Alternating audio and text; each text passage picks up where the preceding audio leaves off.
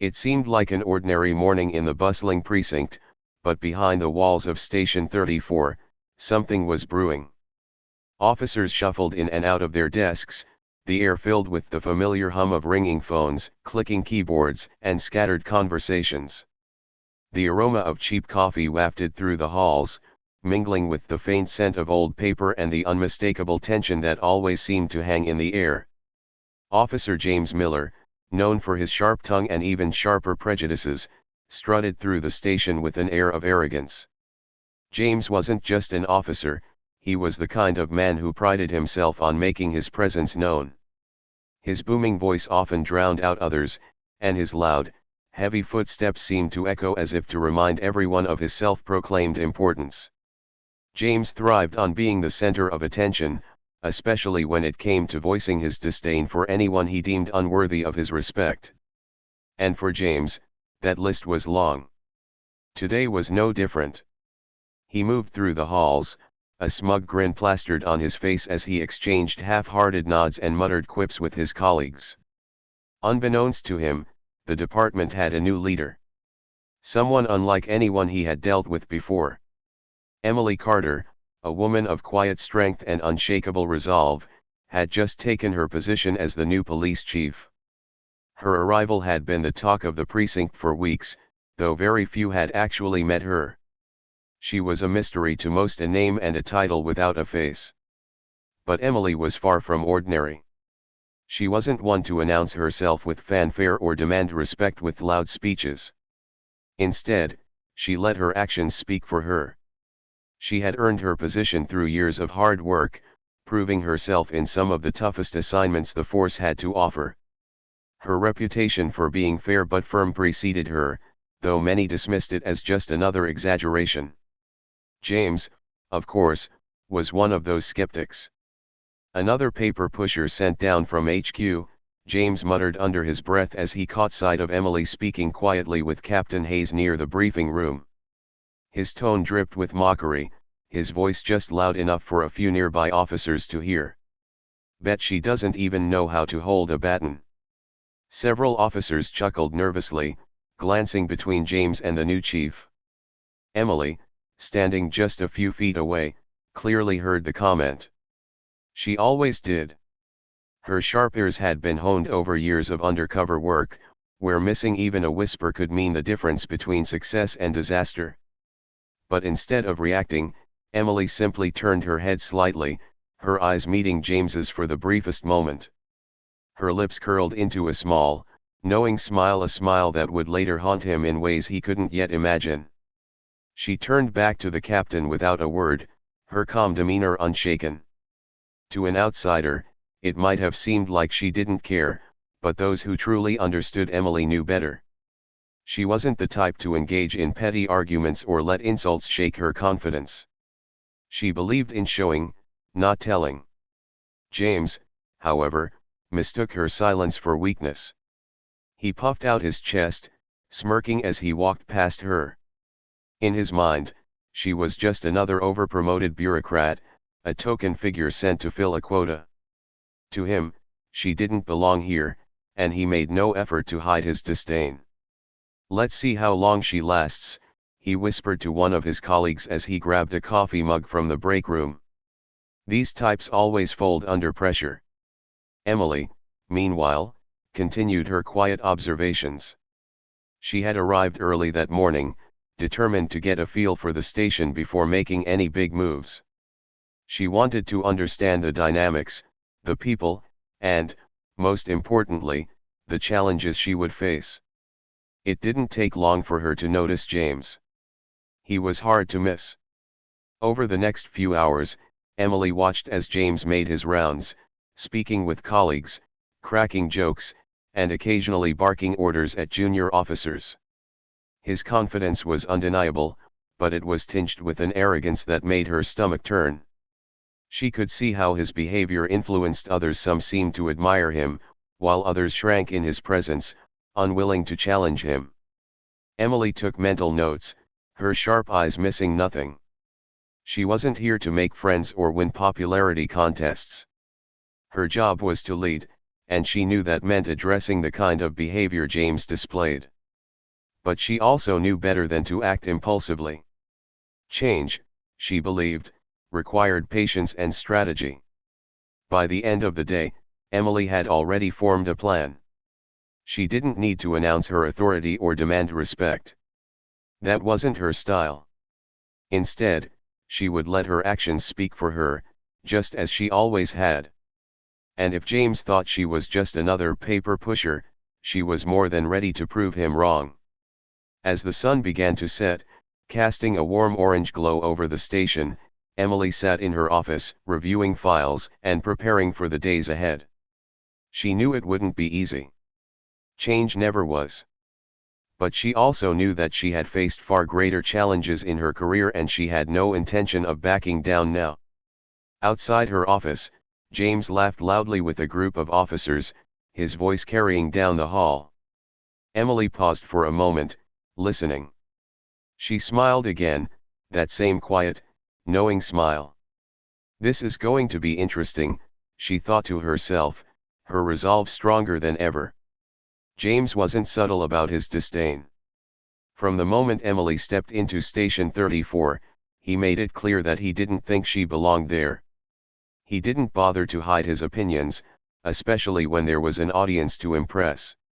He thrived on being the loudest voice in the room, and when it came to Emily, his words were always dripping with sarcasm and disrespect. During her first morning briefing as chief, Emily stood at the front of the room, addressing the officers. She spoke with calm authority, outlining her expectations and goals for the precinct. But as she talked, James leaned back in his chair, arms crossed, and let out an exaggerated yawn loud enough for everyone to hear. A few officers chuckled nervously, glancing at him and then at Emily. "She's too soft," James muttered under his breath, loud enough for his table to hear. "Doesn't belong here." Emily paused for a brief moment, her eyes flicking in his direction. She didn't say anything, didn't react to the interruption.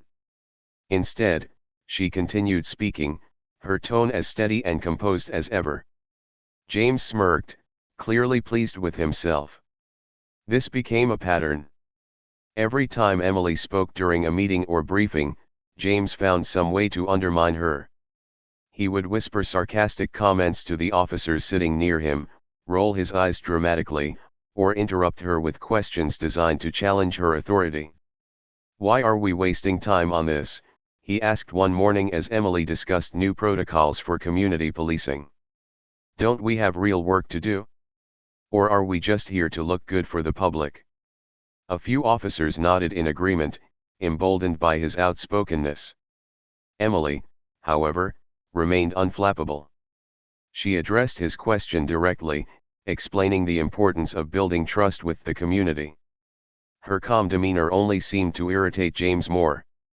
"She's all talk," he said later that day in the break room, his voice loud enough to carry down the hall. "Bet she's never even been in a real fight."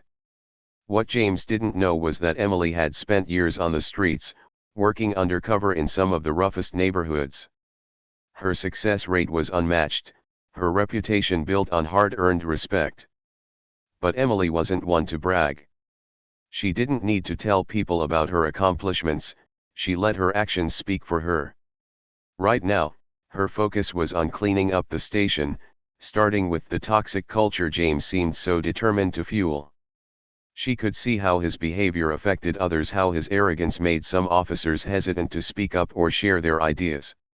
Emily knew that change wouldn't happen overnight, but she was ready to tackle the challenge head-on. The tension between them reached a boiling point one afternoon when Emily decided to make an unannounced visit to the training grounds. The officers were running drills, practicing defensive tactics and hand-to-hand combat. Emily watched quietly from the sidelines, her sharp eyes observing every move. James, of course, couldn't resist the opportunity to show off. He strutted around the training mats, barking instructions at the junior officers and throwing a few mock punches to demonstrate his technique. When he spotted Emily standing by the door, he grinned. "You ever spar, Chief?" he called out, his tone mocking. Or is that too rough for you? The room fell silent. All eyes turned to Emily. For a moment, she said nothing, simply tilting her head to the side as she regarded James. Her lips curled into that same calm, knowing smile, the one that had already begun to irritate him. "Why don't you show me?" she replied, her voice steady and even. The officers exchanged glances, their expressions a mix of surprise and curiosity. No one had expected her to take the bait. James's grin widened, clearly pleased with the turn of events. "All right," he said, cracking his knuckles. "Let's see what you've got." The two of them stepped onto the mat, the tension in the room thick enough to cut with a knife. James rolled his shoulders, bouncing on the balls of his feet as he prepared to spar. Emily, meanwhile, stood perfectly still, her hands resting at her sides. Her calm demeanor only seemed to annoy him further. "Don't worry," James said with a smirk. "I'll go easy on you." Emily didn't respond. She simply raised her hands, signaling that she was ready. The other officers gathered around the edges of the mat, their curiosity piqued. No one wanted to miss this. James lunged forward, throwing a quick jab aimed at Emily's shoulder. She sidestepped effortlessly, her movements fluid and precise. Before he could recover, she countered with a light tap to his side, not hard enough to hurt, but enough to let him know she could have. James frowned, clearly caught off guard. He adjusted his stance, coming at her again with more force. This time, he aimed for her midsection, a move designed to knock her off balance. But Emily was faster. She dodged his strike with ease, spinning around him and tapping his back as she passed. The room erupted into quiet murmurs. The officers watching couldn't believe what they were seeing. James, who prided himself on being the best fighter in the precinct, was struggling to land a single hit. Meanwhile, Emily moved like a seasoned professional, her every step calculated and precise. "Come on, James," one of the junior officers called out. "Don't let her show you up." James's jaw tightened, his frustration evident. He came at Emily again, this time with a flurry of punches and kicks. But no matter what he did, she was always one step ahead. Her movements were almost too fast to follow, her technique flawless. After several minutes, James was visibly winded, his breathing heavy. Emily, on the other hand, hadn't even broken a sweat. She waited patiently, her eyes never leaving his, as he tried to catch his breath. "You done yet?" she asked, her tone calm and measured. James scowled, his pride clearly wounded. He lunged at her one final time, putting all his strength into a wide swing aimed at her head. But Emily saw it coming a mile away. She ducked under his arm, spinning around and sweeping his legs out from under him in one smooth motion. James hit the mat hard, the impact echoing through the room. He lay there for a moment, staring up at the ceiling in disbelief. The other officers erupted into cheers and laughter, their admiration for Emily evident. Emily stepped back, giving James space to stand. "Respect isn't given, Officer Miller," she said, her voice low enough for only him to hear. "It's earned. Remember that." Without another word, she turned and walked off the mat, leaving James to deal with the weight of his bruised ego. The sparring match between Emily and James had become the talk of the station. By the time the session began, the training room was packed with officers, their eyes gleaming with excitement and curiosity. Conversations buzzed around the room as officers whispered their predictions. "James is going to flatten her," one officer said, leaning against the wall. "No way the chief can keep up with him. He's been sparring for years." But others weren't so sure. "Did you see how calm she is?" another officer countered. "She didn't even flinch when he challenged her. There's something about the way she carries herself." Still, most bets were on James. He was known for his size, speed, and aggression. And besides, Emily hadn't given anyone a reason to believe she was anything other than a competent administrator. When Emily stepped onto the mat, the room went silent. She moved with quiet confidence, her posture relaxed yet alert. Meanwhile, James was the opposite, bouncing on his toes, throwing a few mock punches in the air, clearly trying to psych her out. "Ready when you are, Chief," James said with a smirk, his voice carrying across the room. Emily gave a small nod. "Whenever you're ready, Officer Miller." The match began. James wasted no time, lunging forward with a quick jab aimed at her shoulder. But Emily moved like water, stepping aside with a grace that left him striking at empty air. A ripple of surprise spread through the crowd. It wasn't just that Emily dodged the attack, it was the way she moved. Her steps were precise, her posture perfectly balanced. It was clear she wasn't new to this. James frowned, recalibrating. He came at her again, this time with a feint followed by a low sweep of his leg. But Emily saw through it. She shifted her weight, dodging the sweep effortlessly. Her counter was quick and light, a tap on James's side, just enough to show she could have done more if she wanted to. The onlookers murmured in amazement. "She's not just dodging," one officer whispered. "She's reading him." James's frustration began to show. He came at her harder, throwing a series of punches and kicks, each more forceful than the last. But no matter what he did, Emily was always one step ahead. She blocked his strikes with minimal effort, her counters smooth and deliberate. "You're holding back," James growled, his breath coming heavier now. "Am I?"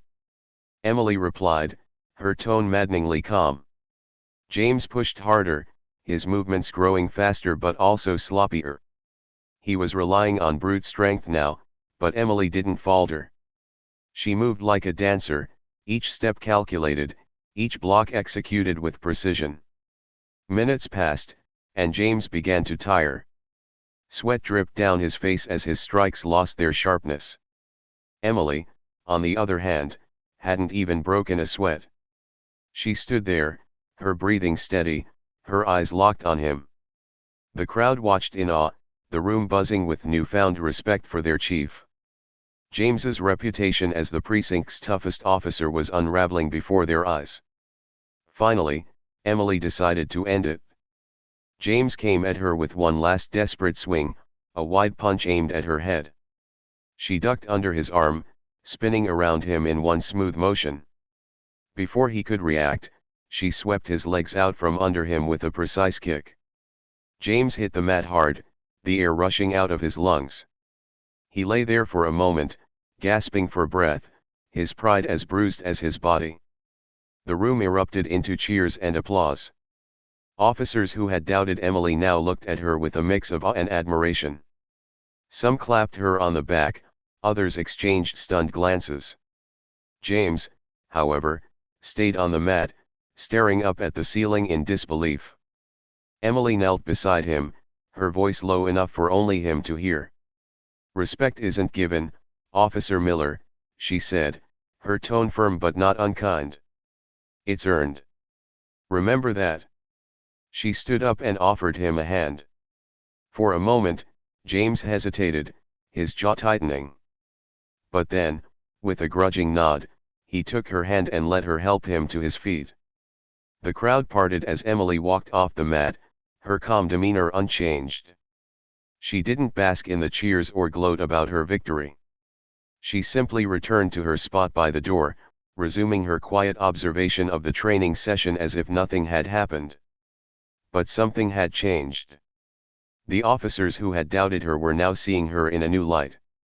They realized that beneath her calm exterior lay a leader who was more than capable of commanding respect and who could back it up when needed.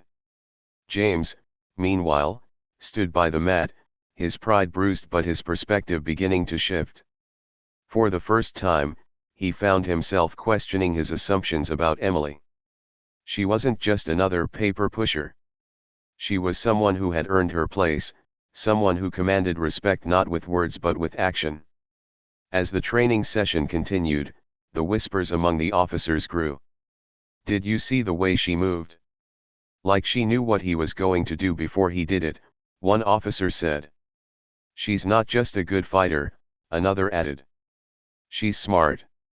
She didn't waste a single move. Emily said nothing, letting the moment speak for itself. Her actions had sent a clear message, one that even James couldn't ignore: she wasn't just their chief, she was their leader. The next morning, the precinct was alive with whispers. The sparring match between Emily and James had become the hottest topic of conversation. Officers recounted every detail: the way Emily moved, her calm demeanor, the way James had fallen flat on his back. The story grew with every retelling, each version painting Emily as an even more formidable opponent. James, however, was nowhere to be seen. He had come in early, hoping to avoid the inevitable stares and comments. He kept his head down, sticking to paperwork in his cubicle and avoiding the break room where the chatter was loudest. His bruised ego weighed heavily on him, but it wasn't just the loss that bothered him. It was the way Emily had looked at him after the match: calm, composed, and completely in control. By the time the weekly department meeting rolled around, the tension in the precinct was palpable. Officers filed into the room, exchanging curious glances. They wondered if Emily would mention the sparring match or if she would pretend it hadn't happened. James entered last, slipping into a chair near the back and avoiding eye contact with anyone. When Emily walked in, the room fell silent. She carried a thick folder in one hand, her expression as composed as ever. She took her place at the front of the room, setting the folder down on the table beside her. For a moment, she simply looked out at the officers, her sharp eyes scanning the room. "Before we begin," she said, her voice clear and steady, "I'd like to address some ongoing issues in the station." The room shifted uneasily. Officers glanced at each other, unsure of what was coming. James sat up a little straighter, his stomach tightening. He had a bad feeling about this. Emily opened the folder, revealing a stack of papers. "This," she said, lifting the top page, "is a detailed report of complaints and observations regarding the conduct within this precinct. It outlines patterns of misconduct, biased behavior, and a lack of discipline that have been allowed to persist for far too long." The room was dead silent now. Every officer sat frozen, their eyes fixed on Emily. "These issues," Emily continued, "not only undermine the integrity of this department but also jeopardize the trust we've worked so hard to build with the community we serve." She flipped to the next page, her gaze unwavering. "I've spent the past few weeks observing the station and reviewing its history. It's clear that some of these problems are systemic, but others are the result of specific behaviors by individuals." Her eyes locked onto James, and his heart sank. He knew what was coming, but he wasn't prepared for the weight of it. "Officer Miller," Emily said, her tone firm but measured, "your name appears in this report more than any other. Complaints have been filed against you for inappropriate comments, unprofessional conduct, and a blatant disregard for authority." A ripple of shock spread through the room. Officers exchanged wide-eyed glances, some whispering under their breath. James froze, his mind racing. He hadn't seen this coming, not like this, not in front of everyone. Emily continued, unfazed by the murmurs around her. "Your behavior not only undermines this department but also sets a dangerous example for your colleagues. The community we serve relies on us to be fair, respectful, and professional at all times. Your actions have repeatedly fallen short of those expectations." James opened his mouth to respond, but no words came out. His face burned with humiliation as the weight of her words sank in. "And let me make one thing clear," Emily said, her voice rising slightly. "This is not about personal grudges or isolated incidents. This is about ensuring that every officer in this precinct upholds the values of integrity and respect. That starts with accountability." She picked up another page from the folder and held it up for everyone to see. It was a summary of her undercover work, a list of cases she had worked on, departments she had reformed, and corrupt officers she had exposed. The room collectively held its breath as she spoke. "Before I became your chief," Emily said, "I spent years working undercover in some of the toughest environments imaginable. I've seen what happens when misconduct and prejudice are allowed to fester. I've seen how it erodes trust, destroys morale, and damages communities. I've made it my mission to root out those problems wherever I find them."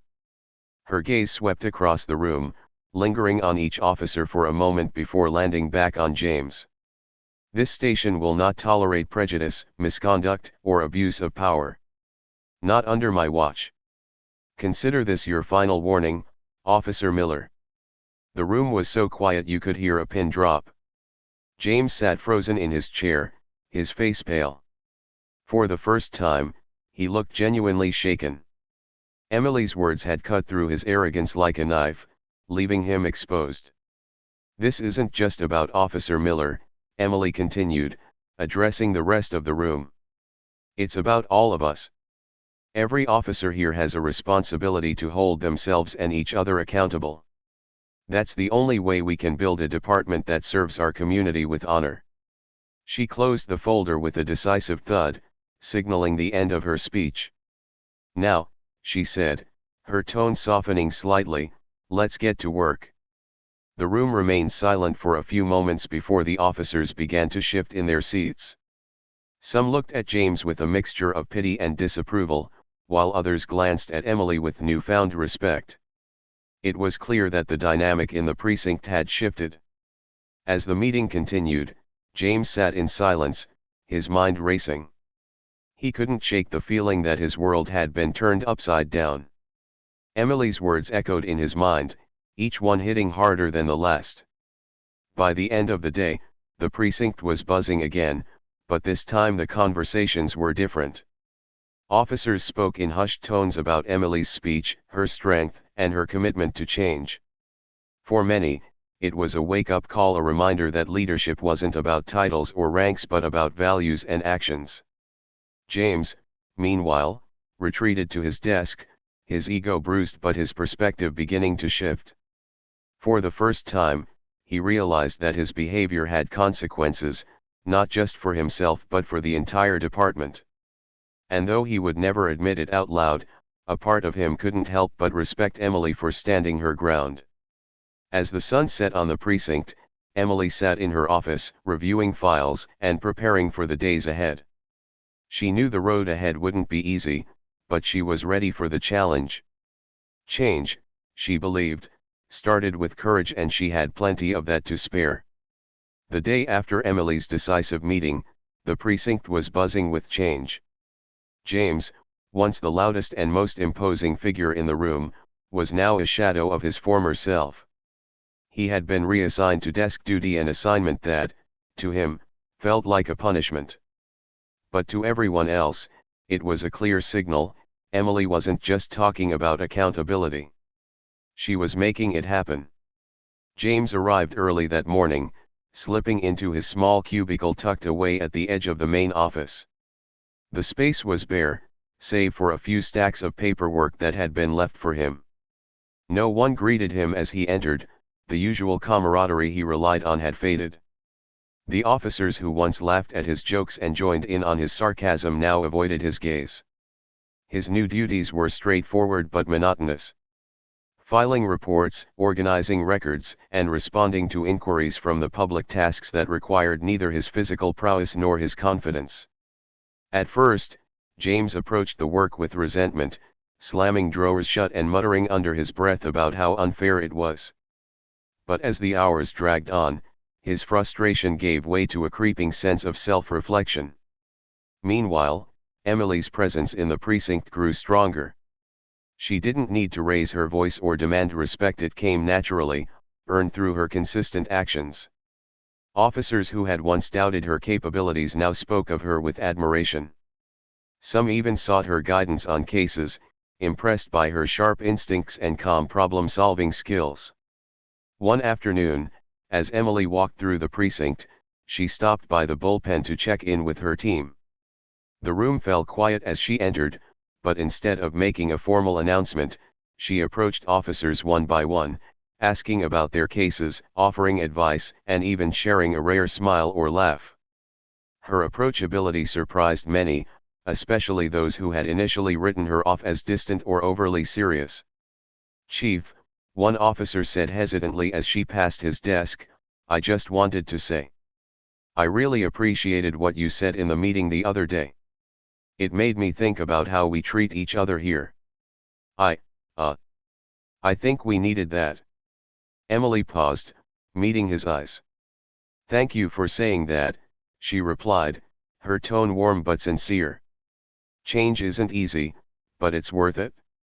And it starts with all of us." The officer nodded, visibly relieved. As Emily moved on, a small ripple of respect spread through the room. Her leadership wasn't just about enforcing rules, it was about building a culture of accountability and mutual respect. Across the room, James sat at his desk, listening to the quiet hum of conversation around him. He couldn't help but notice the shift in tone. The precinct felt different. It wasn't just Emily's presence, it was the way her leadership had inspired others to re-evaluate their own behavior. For James, the days on desk duty stretched endlessly. Each stack of paperwork felt heavier than the last, not because of the workload, but because of what it represented. Every report he filed, every case he reviewed, was a reminder of the opportunities he had squandered. He thought about the officers who now looked up to Emily, officers who once looked up to him. He thought about the community he had sworn to serve but had so often dismissed. And most of all, he thought about the sparring match the moment he realized just how wrong he had been about Emily. One evening, long after most of the precinct had gone home, James sat alone at his desk. The room was quiet except for the faint hum of the air conditioning. He stared at the report in front of him, his mind elsewhere. For the first time in years, he felt a pang of doubt, not in Emily, but in himself. "Am I really the kind of officer I thought I was?" he muttered under his breath. He thought about Emily's words during the sparring match. "Respect isn't given, Officer Miller. It's earned." The phrase played over and over in his mind like a broken record. He had always assumed respect was his by default, a byproduct of his rank and experience. But Emily had shown him otherwise. The next day, James arrived at the precinct earlier than usual.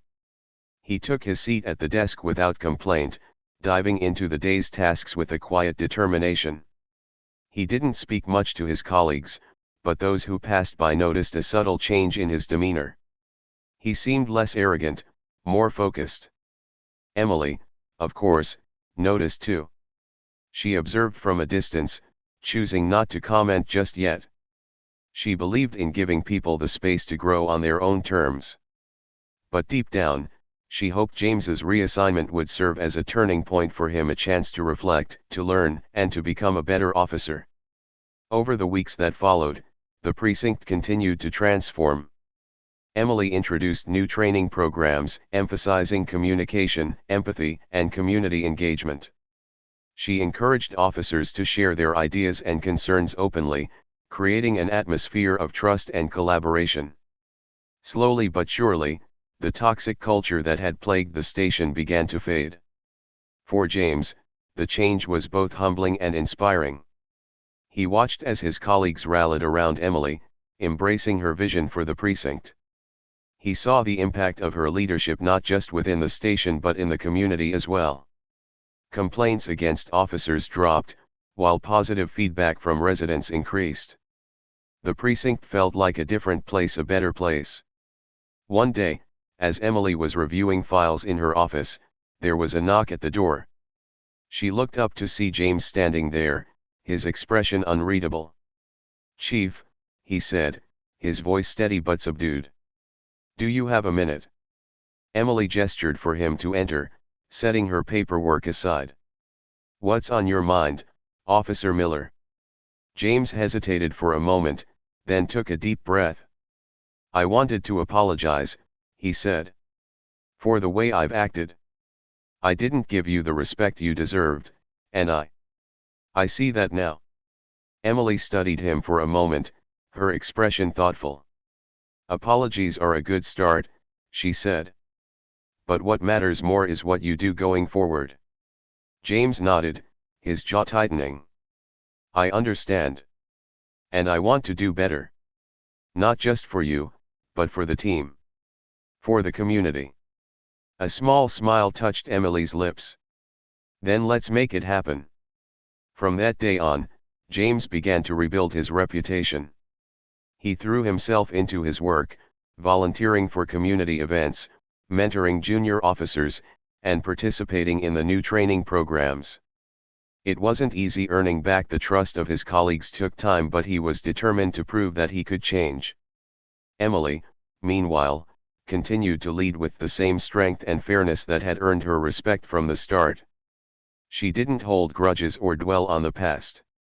Instead, she focused on building a future where every officer could thrive, and every member of the community could feel safe. By the end of the year, Station 34 was a model precinct, praised for its professionalism and community engagement. And while Emily's leadership was the driving force behind the transformation, it was the collective effort of the team, including James, that made it possible. As for James, he never forgot the lessons he learned during those difficult months. He carried them with him, not as a burden, but as a reminder of the kind of officer and person he wanted to be. And though he would never say it out loud, he was grateful to Emily for showing him the way. In the end, justice wasn't just about punishment, it was about growth, accountability, and the chance to become better. And under Emily's leadership, that's exactly what they all did. They say power reveals a person's true character. For Emily Carter, power wasn't about control or fear.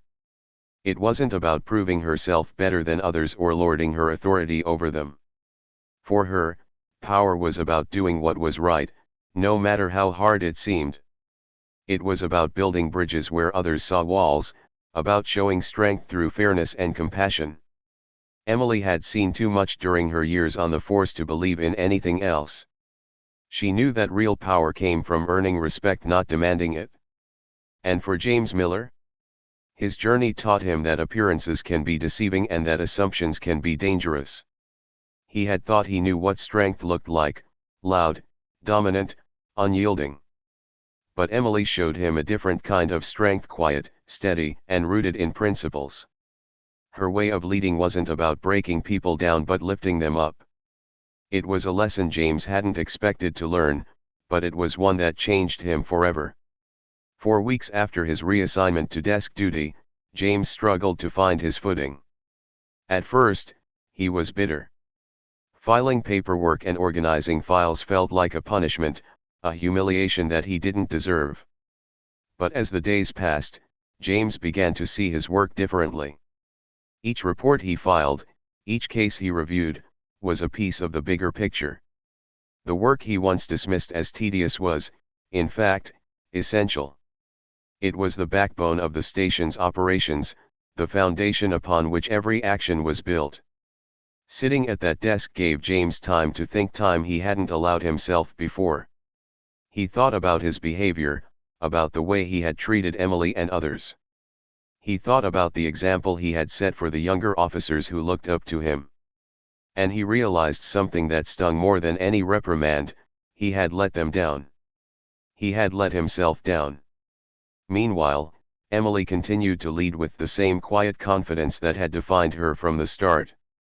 She didn't hold grudges or dwell on past conflicts. She focused on the future, on making the precinct a place where respect, accountability, and teamwork thrived. Her efforts didn't go unnoticed. Officers who had once doubted her began to see her in a new light. They saw her fairness, her patience, and her unwavering commitment to the job. Slowly but surely, the culture of the station began to change. For Emily, the transformation of Station 34 wasn't just about policies or protocols, it was about people. She knew that a strong team required trust, and trust couldn't be built overnight. It had to be earned, just like respect. And so she took the time to get to know her officers, to listen to their concerns, and to show them through her actions that she was there for them. One day, As Emily was reviewing files in her office, there was a knock at the door. It was James. He looked different not just in the way he carried himself, but in his expression. There was no arrogance, no trace of the smug confidence he once wore like armor. Instead, there was humility. "Chief," he said, stepping inside. "I just wanted to thank you." Emily raised an eyebrow, surprised but curious. "For what?" "For not giving up on this place," James replied. "For not giving up on me." Emily studied him for a moment, then nodded. "It's not about giving up," she said. "It's about believing people can do better when they're given the chance." James nodded, the weight of her words sinking in. "I want to do better," he said quietly. "Not just for me, but for the team. For the community." Emily smiled, a genuine, warm smile. "Then start now." And he did. Over the weeks and months that followed, James worked harder than ever. He took on tasks that others avoided, volunteered for community outreach programs, and even mentored younger officers. He didn't do it for recognition or praise, he did it because he wanted to be the kind of officer he could respect. For the precinct, James's transformation was a powerful reminder of what accountability and leadership could achieve. His journey from arrogance to humility inspired others to reflect on their own actions and attitudes. And while the road wasn't always smooth, the progress was undeniable. By the end of the year, Station 34 was a different place. Complaints against officers had dropped, community trust had risen, and morale among the team had never been higher. Emily's leadership had set the tone, but it was the collective effort of the entire precinct that made the change possible. As for Emily, she didn't dwell on her success. For her, the job was never about personal accolades. It was about making a difference, one person, one case, one station at a time. And while she was proud of what they had accomplished, she knew there was always more work to be done. One evening, as the precinct began to wind down for the night, Emily stood by the window in her office, looking out at the city. The lights of the streets below twinkled like stars, a reminder of the countless lives they worked to protect. She thought about the challenges they had faced, the lessons they had learned, and the progress they had made. "They say power reveals who you are," Emily murmured to herself. "But maybe it's not power that matters. Maybe it's what you do with it." In the bullpen, James was finishing up his last report of the day. He glanced up and saw Emily through the glass of her office window. For a moment, he hesitated, then nodded to himself. He stood, walking over to her door and knocking lightly. "Come in," Emily said, turning to face him. "I just wanted to say, thank you," James said. "For everything?" Emily nodded. "It's not about me, James. It's about us, all of us. Change doesn't happen because of one person. It happens because people come together." James smiled, a genuine, heartfelt smile. "Then I'm glad we're on the same team." Emily watched as he left, a sense of quiet satisfaction settling over her. She knew the journey wasn't over, there would always be challenges, setbacks, and tough decisions. But she also knew that as long as they worked together, they could face anything. Because sometimes, the ones you underestimate are the ones who end up teaching you the biggest lessons. And sometimes, those lessons are the ones that change everything.